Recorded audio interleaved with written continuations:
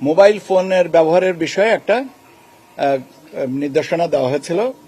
এখানে বলা হয়েছিল যে 400 গজের ভিতরে এটার সীমিত রাখতে হবে বা এর বাইরে রাখতে হবে। এটা আমরা সংশোধন করছি। মোবাইল ফোন নিয়ে ভোটাররা ভিতরে যাবেন এবং প্রার্থীরা যাবেন, তাদের এজেন্টরা যাবেন এবং আপনার তারা ছবি তুলবেন, কিন্তু গোপন কক্ষ যেখানে স্টাম্পিং হয় সেখানে করবেন না।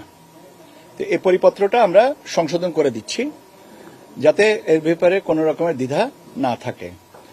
এখন বাট কিছু রেস্ট্রিকশন থাকবে, যেমন আপনার polling agents, polling officers, assistant presiding officer, তাদের কাছে এটা রাখবো না, রাখার বিষয় নেই। তারপরে আপনার যেমন আইন শৃঙ্খলা বাহিনীর একাধিক সদস্য থাকেন, সবার কাছে কি থাকবে না।